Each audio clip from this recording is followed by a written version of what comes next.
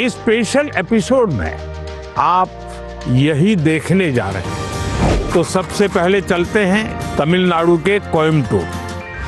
तमिलनाडु के स्टूडेंट्स की एनर्जी, उनकी क्यूरियोसिटी ने मुझे बहुत प्रभावित किया। आइए देखते हैं। बड़ा कम तो आप लोगों को कुछ खाने पीने को मिला कि नहीं? क्या मिला? नहीं, हमें घर से लेके आए थे। I couldn't believe my eyes when I saw him. First, I had expected like a dynamic, dramatic entry because he is the Prime Minister after all. But it was very simple, humble and down to earth. वो जब अंदर आए बस like goosebumps आने लग गए. It was really great. ऐसा है कि मैं कई वर्षों से 10th और 12th के जो बच्चे हैं उनसे बातचीत करता रहता हूँ, परीक्षा पे चर्चा। और मैं बातचीत करता हूँ कुछ सीखने के लिए। मेरे लिए बहुत बड़ा ये सीखने का कार्यक्रम होता है, ये सिखाने का कार्यक्रम नहीं। तो मैं आज तमिलनाडु के नौजवानों को इसलिए मिल रहा हूँ कि मुझे कुछ सीखना है। तो आप में से अगर कोई कुछ बातें करना चाहते हो, अपनी बात बताना चाहते हो, मुझे सुनना है। कौन शुरू करेगा?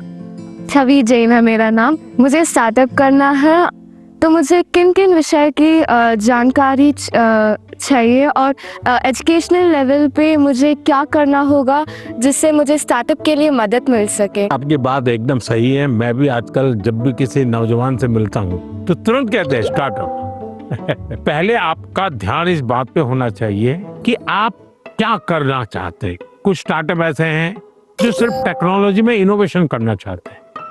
किसी को लगता है मैं ड्रोन बनाऊं, किसी को लगता है कि मैं घर में बिजली की व्यवस्था ऐसी खड़ी कर दूं। अपने किसी 4 दोस्तों को देख जानती होगी जो टेक्नोलॉजी में एक्सपर्ट हैं। एक आध दोस्त है फाइनेंस में एक्सपर्ट है।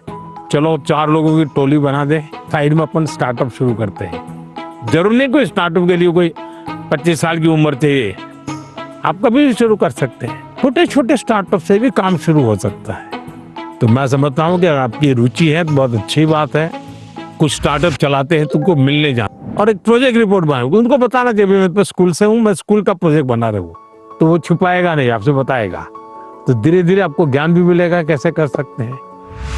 सर, हमेशा मुझे ये डर रहता है कि कहीं मैं पढ़ाई में ज़्यादा फोकस करूँ तो मैं अपनी पैशन खो दूँ। अगर मैं अपने पैशन पे ज़्यादा फोकस करूँ तो मेरी पढ़ाई छूट जाएगी। दोनों के बीच में बैलेंस कैसे लाऊं? देखिए, पहली बात है कि 2 अलग चीजें, ऐसा आप मानते क्यों हैं? दोनों उपयोगी हैं। जैसे मान लीजिए आपको आर्ट का शौक है? और आपने साइंस का कोई विषय पढ़ा और उसमें कोई लैब की चर्चा है और कुछ केमिकल मिलाने की चर्चा है। तो आप ऐसा कीजिए, कागज लीजिए, लैब बनाए, कागज पे पेंटिंग कर लैब बनाए। फिर जो केमिकल पढ़ने के थे हर बोतल में केमिकल का नाम लिखे। फिर आप पढ़ने में आया था कि भाई इस केमिकल को मिलाने से ऐसा कलर बनता है, तो एक दूसरा चित्र बनाइए, उस पॉट के अंदर वो कलर। तो आपका चित्र का काम भी हो गया और आपको वो लेसन भी याद हो गया। कि जो कुछ भी आपकी सीखने की इच्छा है वो आपको मदद कर सकती है। डेली या सप्ताह में 2 दिन आधा घंटा इसके लिए दो। समाज जीवन में जिसकी जरूरत है वो शिक्षा तो करनी है, लेकिन जो व्यक्ति के जीवन में उपयोगी है वो आप इससे कर सकती है। हमारा देश भी 2047 में डेवलप्ड राष्ट्रों के साथ एक होने वाला है।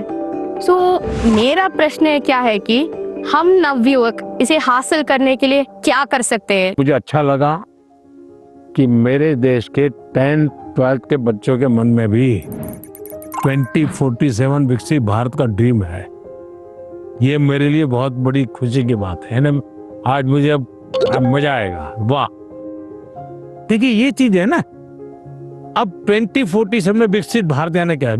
आपने कभी सिंगापुर के विषय में सुना होगा। सिंगापुर एक जमाने में एक मछुआरों का छोटा सा गांव था, उसमें से आज इतना बड़ा बन गया। गाड़ी किणिबाकु भाबुछंती ताले आसंतु कार बाजार जोटी आपनकु मिलिबो लो प्राइस कार ठु आरंभ करी लग्जरियस कार्स 10,000 किलोमीटर पर्यंत वारंटी और अफोर्डेबल प्राइस रे। औ हां एबे आपनकर फेवरेट कार बाजार रो सेकंड आउटलेट खोली जायछि ऑपोजिट ऑफ एस्थेटिक वर्ल्ड पहाड़ भुवनेश्वर। ताले एबे लो प्राइस रे लग्जरियस कार किणंतु केवल कार बाजार रु।